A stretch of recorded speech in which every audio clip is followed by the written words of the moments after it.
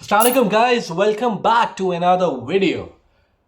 तो भाइयों और मेरी बहनों, 6 जुगाड़े लेकर आया हूँ। 6 ओके। 6 जुगाड़ों के बारे में बात करते हैं और किस तरीके से आप अपना इटली का जो स्टूडेंट वीज़ा है उसको हासिल कर सकते हैं। ये मैंने तमाम रिसर्च और यहाँ पे जितने भी स्टूडेंट्स रहते हैं उनकी मदद से मैंने तैयार किए और मुझे लगता है ये 6 बेसिक पॉइंट्स ऐसे हैं, इसको अगर आप मीट कर लेंगे और इसके ऊपर थोड़ा सा काम कर लेंगे तो वीज़ा लग जाएगा और भाई जो है आपको वेलकम करेगा। ठीक है, तो let's talk about 6 points in which you have to take care student visa लेने के लिए। तो बात करते हैं 6 पॉइंट्स के बारे में। सबसे पहला काम जो आप लोगों ने करना है वो ये करना है कि आपकी जो मैट्रिक के सर्टिफिकेट्स हैं वो आपने कराने हैं मैट्रिक बोर्ड ऑफिस से टेस्ट। ठीक है, और उसके बाद जो आपके इंटर के सर्टिफिकेट्स हैं वो आपने करा लेने हैं इंटर बोर्ड से टेस्ट। ये दोनों जब टेस्ट होके आ जाएंगे तो उसके बाद आपने ये लेके जाने हैं, मतलब इरसाल करने हैं। If you are from Islamabad that's fine because इसका ऑफिस इस्लामाबाद में है। तो अगर आप कराची से कर रहे हैं तो आपको ये इरसाल करने पड़ेंगे IBCC को। ठीक है, IBCC एक इदारा है और inter board of committee chairman. ठीक है, आप उनको इरसाल करेंगे और वो डॉक्यूमेंट्स आपके अटेस्ट करके दे देंगे। मेक श्योर इंटर बोर्ड का इदारा है, ठीक है, समझ में आने वाली बात है, लेकिन ये मैट्रिक के भी सर्टिफिकेट अटेस्ट करेंगे। तो बेहतर ये कि ये दोनों सर्टिफिकेट्स आपने लेके जाने और IBCC से अटेस्ट करो। Point number 2 is very important because ये भी अक्सर लोग जो है वो सर्टिफिकेट्स कुछ मिस कर जाते हैं, कुछ पूरा काम नहीं करते। तो मैं आपको पूरा बता देता हूँ आपने करना है क्या है पॉइंट नंबर 2 में। ठीक है, पॉइंट नंबर 2 इज कि जब आपके IBCC से मैट्रिक और इंटर के सर्टिफिकेट्स अटेस्ट होके आ गए हैं तो आपने वो रख देना है साइड पर और उसके बाद काम करना है अपनी बैचलर्स की डिग्री पे। मैं ये बता दूं कि मैं यहाँ पे बात कर रहा हूँ बैचलर्स प्रोग्राम की, नहीं मास्टर्स प्रोग्राम की। ठीक है, जो लोग मास्टर्स करने के लिए आ रहे हैं तो उनके लिए मैं बता रहा हूँ कि ये अब आपका नेक्स्ट स्टेप क्या होगा। आपने अपनी जो बैचलर्स की डिग्री है, डेफिनेटली आपने HEC रिकग्नाइज यूनिवर्सिटी से अपना बैचलर्स किया हुआ होगा, तो जब आपका बैचलर्स की सर्टिफिकेट और ट्रांसक्रिप्ट और डिग्री आपके पास होगी वो आपने सबसे पहले लेके जानी है HEC के पास और HEC को बोलना है कि भाई स्टैम्प लगा के दो इस पर। तो वंस वहाँ से स्टैम्प लगकर आ जाएगी देन इसका स्टेज 2 है कि आपने यही सर्टिफिकेट और अपने जो पुराने मैट्रिक और इंटर के सर्टिफिकेट्स हैं उनको लेकर जाना है मिनिस्ट्री ऑफ फॉरेन अफेयर्स के पास और मिनिस्ट्री ऑफ फॉरेन अफेयर जिसको मोफा कहा जाता है वहां से जाके इसको अटेस्ट करवा लेना। ठीक है, point number 3 it's very important कि यहाँ पे अक्सर जो लोग होते हैं उनके जहन में ये होता है कि हमारा पासपोर्ट हमारे पास वैलिड है, लेकिन उसकी वैलिडिटी चेक करते हैं तो वो 6 महीने के लिए होती है या 8 महीने के लिए होती है।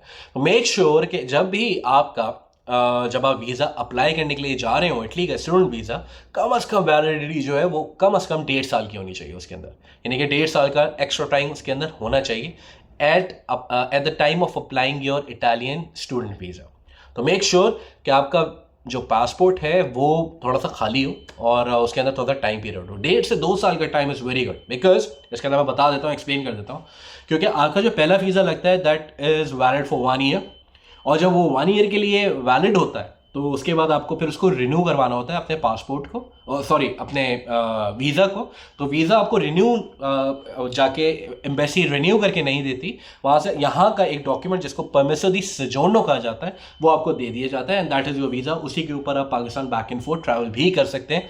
लेकिन अगर पासपोर्ट की वैलिडिटी ज़्यादा होगी तो बेहतर ये कि आपको प्रॉब्लम नहीं आएगी किसी किस्म की। तो मेक श्योर कि 2 साल की वैलिडिटी एटलीस्ट हो आपके पासपोर्ट पे while applying Italian student visa.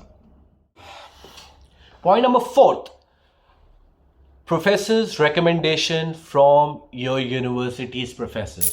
आपने अपने प्रोफेसर से जिनसे आपने अपना बैचलर्स का कोर्स किया है आपने अपनी यूनिवर्सिटी जाना है और वहाँ से स्टूडेंट्स रिकमेंडेशन लिखवानी है अपने प्रोफेसर्स के थ्रू। उनको रिक्वेस्ट करना है कि प्लीज़ हमें एक रिकमेंडेशन लिख दीजिए अपने नाम से और वो भी जब आपने डॉक्यूमेंट्स आपके जब कंप्लीट हो जाएंगे तो आपने वो भी साथ लगानी है।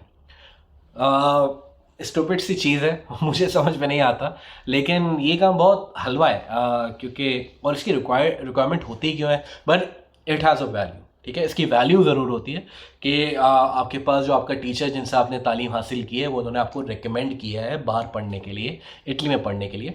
तो ये भी एक इंपॉर्टेंट डॉक्यूमेंट होता है, इसको भी हम लोग मिक्स कर जाते हैं। मतलब ये वो सारे पॉइंट्स हैं जो कि आपको वीज़ा मिलने में हेल्प करेंगे। तो Point number 4 is recommendation from your professors for applying degree your master's program in Italy. ठीक है, इसका सब्जेक्ट लेटर ये होना चाहिए और इसी का एक कवर लेटर अपने जॉब के प्रोफेसर हैं उनसे बनवा लें. Point number 5 very important. अक्सर मेरे पास जितने भी स्टूडेंट मुझसे कनेक्ट कर रहे होते हैं या बाहर आने के लिए जो लोग आजकल ट्राई करें, क्योंकि सीजन है ना इस वक्त, स्टूडेंट वीज़ा दबा के लग रहा है. तो पॉइंट नंबर 5 इज आइल्स और इंग्लिश प्रोफिशिएंसी सर्टिफिकेट. ठीक है, इंग्लिश प्रोफिशिएंसी सर्टिफिकेट ये होता है कि आपने जहाँ से तालीम हासिल की है वो यूनिवर्सिटी आपको एक आपका जो एक इंग्लिश प्रोफिशिएंसी सर्टिफिकेट बना के दे देती है कि जितने भी कोर्सेज आपने हमारे पास पढ़े वो सारे इंग्लिश के अंदर हैं. सो यू अंडरस्टैंड इंग्लिश और आपको प्रॉब्लम नहीं आएगा. बाहर अगर आप कहीं फॉरेन कंट्री में पढ़ने के लिए जा रहे हैं तो वहाँ पे आपको किसी किस्म का कोई प्रॉब्लम नहीं आएगा. You understand your English very well.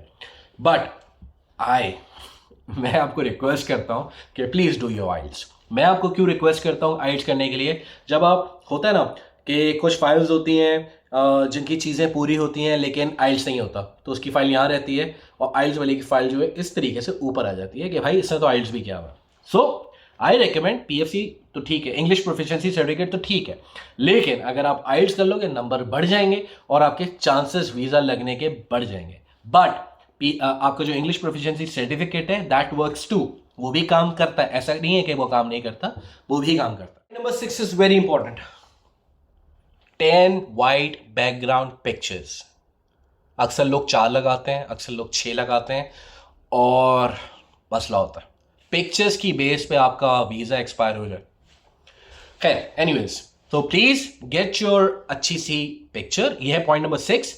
और बहुत अच्छी सी अपनी पिक्चर खिंचवा लें वाइट बैकग्राउंड के अंदर और उसके 10 सेट्स यानी कि उसकी 10 पिक्चर्स आपने अपने फॉर्म के साथ, जब आप जेरीज में जा रहे हैं, अपॉइंटमेंट आप ले रहे हैं, आपका एडमिशन अप्रूवल आ गया है और उसके बाद आप अपना वीज़ा प्रोसेस करने के लिए एम्बेसी या जो कॉन्सुलेट उसके अंदर अप्लाई करें, तो इट्स बेटर कि आप 10 पिक्चर्स दें.